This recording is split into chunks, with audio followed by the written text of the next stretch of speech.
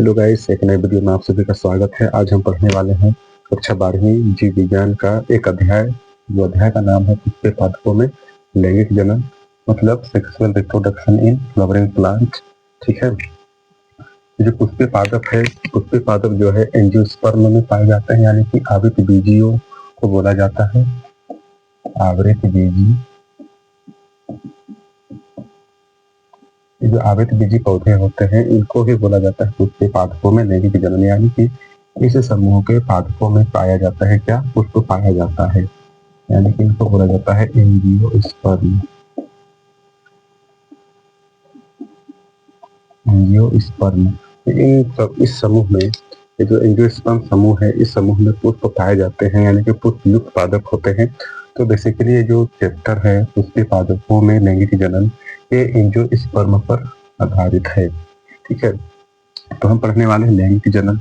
लैंगिक जनन क्या होता है, तो यहाँ पर देखिएगा, ये जो लैंगिक जनन है, लैंगिक जनन वह प्रक्रिया है जिसमें नर एवं मादा दोनों जनन अंगों की आवश्यकता होती है। यानी कि जो लैंगिक जनन होता है, लैंगिक जनन में नर और मादा दोनों जनन अंगों की आवश्यकता होती है। ठीक है, तो इस प्रक्रिया को क्या बोलते हैं, लैंगिक जनन कहते हैं।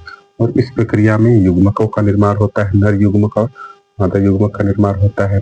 और नर युग्मक और मादा युग्मक के संलयन से, यानी कि फर्टिलाइजेशन से जाइगोट का निर्माण होता है, और जाइगोट से भ्रूण का निर्माण होता है। ठीक है, तो भ्रूण का निर्माण हो जाने से एक संतति, अगली पीढ़ी का निर्माण होता है। आगे हम पढ़ते हैं पुष्प। पुष्प क्या है, पुष्प क्या है, तो जो पुष्प है पुष्पीय पादपों के लैंगिक अंग है।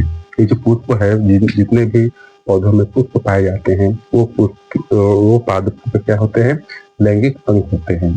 ठीक है, आगे हम देखते हैं पुष्प संरचना, स्ट्रक्चर ऑफ फ्लावर्स।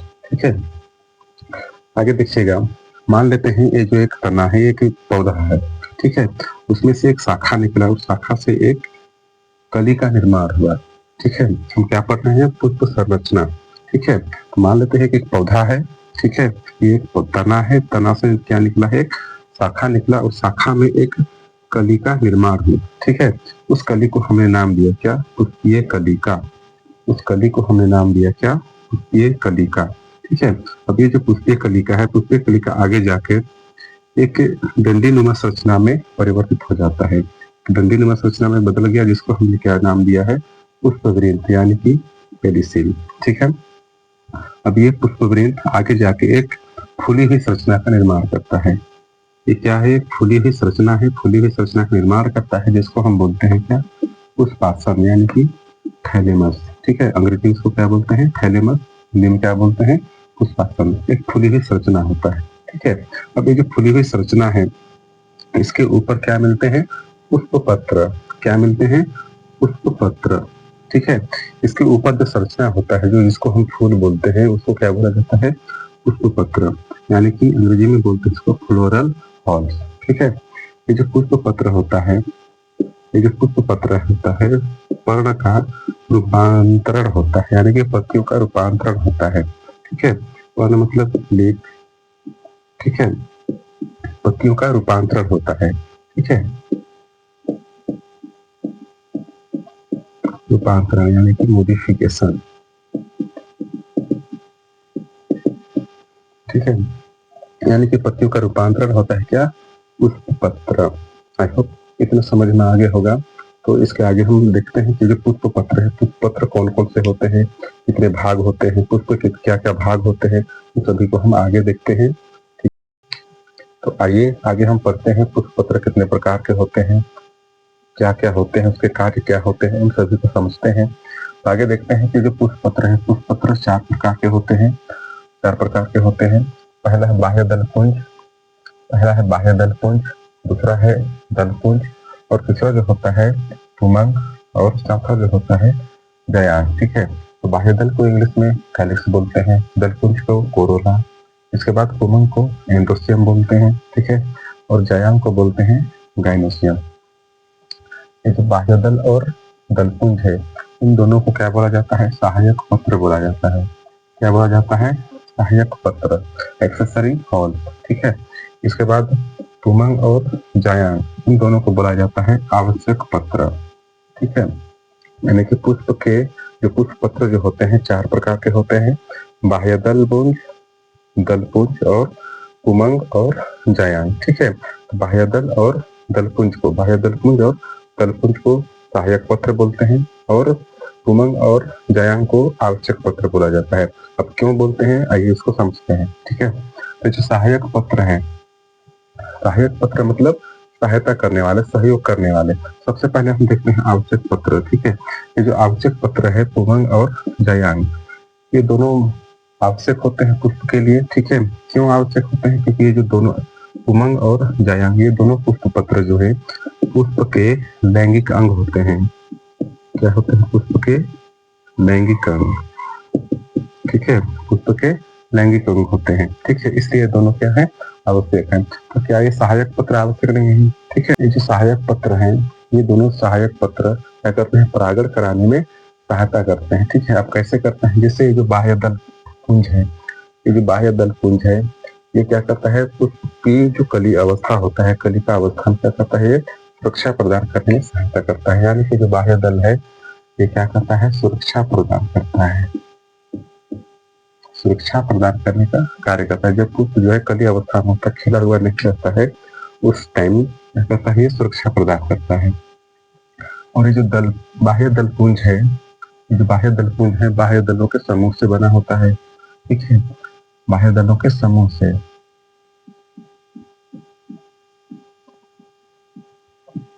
तो बाह्य दल पुंज जो है बाह्य दल के समूह से बना होता है। ठीक है, इसको क्या बोला जाता है, बाह्य दल, बाह्य दल बोला जाता है, सेपल बोला जाता है। ठीक है, इसके बाद दलपुंज, ये दलपुंज क्या होता है, ये दलपुंज क्या होता है, एक रंगीन संरचना होता है, रंगीन संरचना। ये क्या होता है, एक रंगीन संरचना होता है, मतलब एक पत्ती होते हैं, पत्ती क्या करते हैं, विशेष संरचना में परिवर्तित हो जाते हैं, जिसको पत्र बोला जाता है। ठीक, तो ये जो दलपुंज है, ये दलपुंज क्या कर होता है, एक रंगीन संरचना में क्या होता है, परिवर्तित हो जाता है। ठीक है, जिसके कारण क्या होता है, ये परागण कराने में सहायक होते हैं। दलपुंज क्या होता है, रंगीन संरचना वाले होते हैं। ठीक है, और ये क्या करते हैं, कीटों को अपनी ओर आकर्षित करने का कार्य करते हैं। ठीक है, मतलब रंगीन होते हैं, रंगीन होने के कारण जितने भी कीट होते हैं, जितने भी छोटे छोटे कीड़े होते हैं, वे पुष्प की ओर आकर्षित होते हैं, जिसके कारण परागण संभव हो पाता है। ठीक है,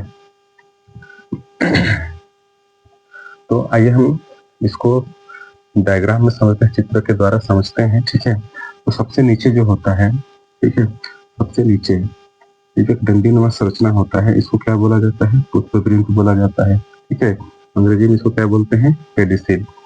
ये जो पुष्पवृंत है, पुष्पवृंत क्या करता है, पुष्प को यानी कि पुष्प पत्र को क्या करता है, सहायता प्रदान करता है, टिका करके रखता है। ये डंडीनुमा संरचना है, टिका करके रखता है। इसके बाद ये जो फूला हुआ संरचना है ऊपर की ओर, सबसे ऊपर ये जो क्या है, फूला हुआ संरचना, जिसको क्या बोला जाता है, पुष्पासन बोला जाता है।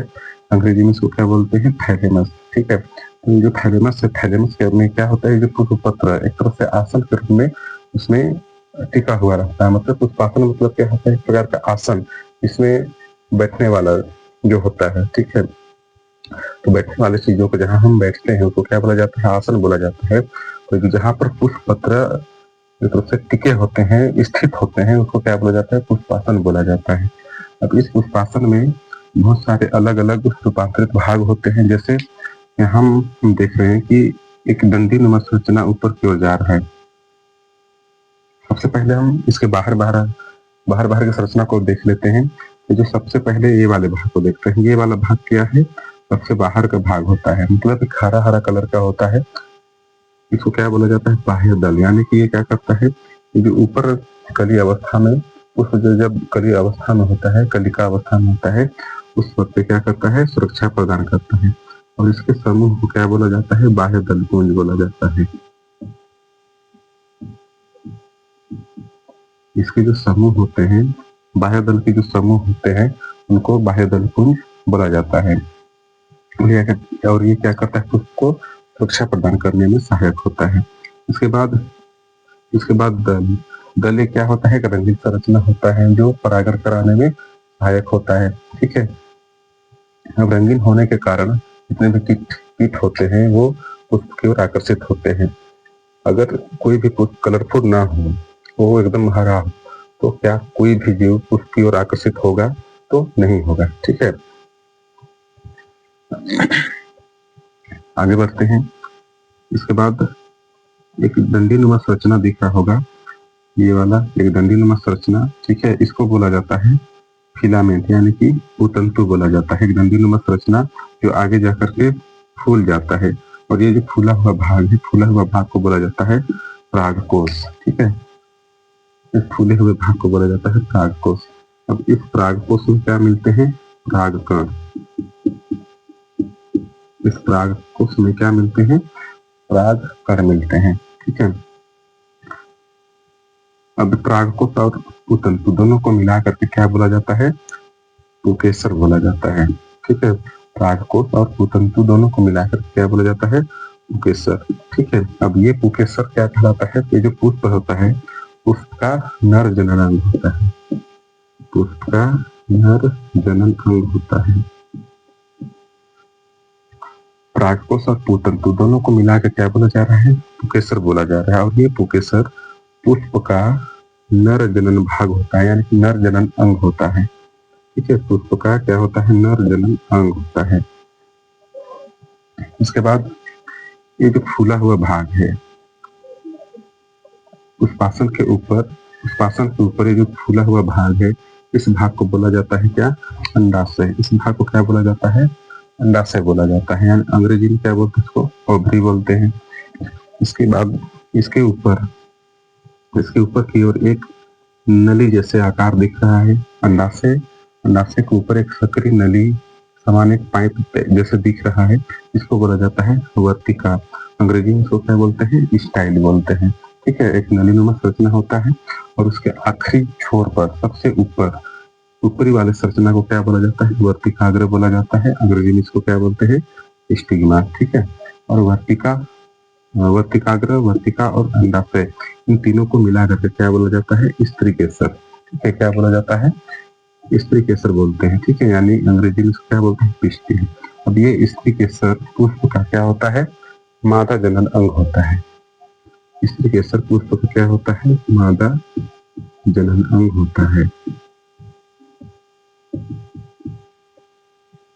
ठीक है, स्त्री केसर पुष्प का मादा जनन अंग होता है। ठीक है, ये जो अंडाशय है, अंडाशय के अंदर एक और संरचना पाया जाता है, जिसको क्या बोला जाता है? बीजांड बोला जाता है। अंडाशय के अंदर एक संरचना पाया जाता है, ठीक है, जिसको क्या बोला जाता है? बीजांड बोला जाता है। लेकिन इसको ओव्यूल बोलते हैं। जब कोई परागकण वर्तिकाग्र पर पहुंच जाता है, पहुंचने के बाद क्या करता है? एक नली का निर्माण करता है। ऐसे नली का निर्माण करता है, अंकुरित होता है, यानी कि परागकण जो है अंकुरित होता है। अंकुरित होने के बाद उसका परागकण का जो केंद्रक होता है, यानी कि युग्मक, को क्या करता है? अंदर प्रवेश कर जाता है, और यहाँ पर अंडाशय के जो यहाँ पर क्या कर जाता है? यहाँ पर निषेचन यानी कि फर्टिलाइजेशन कर लेता है। फर्टिलाइजेशन करने के बाद यहाँ पर क्या बनता है? भ्रूण का निर्माण होता है। भ्रूण निर्माण होने के बाद ये जो अंडाशय है, अंडाशय फल में परिवर्तित हो जाता है, और बीजांड जो है बीज का निर्माण करता है। ठीक है, तो आई होप आप सभी को समझ में आ गया होगा। अगर वीडियो अच्छा लगे तो वीडियो को लाइक करिएगा और अपने दोस्तों तक शेयर जरूर करिएगा। साथ ही साथ चैनल को सब्सक्राइब कर लीजिएगा और बेल आइकन को ऑल पर सेट कर लीजिएगा, ताकि जब भी वीडियो अपलोड हो आप सभी को नोटिफिकेशन मिलती रहेगी। तो मिलते हैं अगले वीडियो में, तब तक के लिए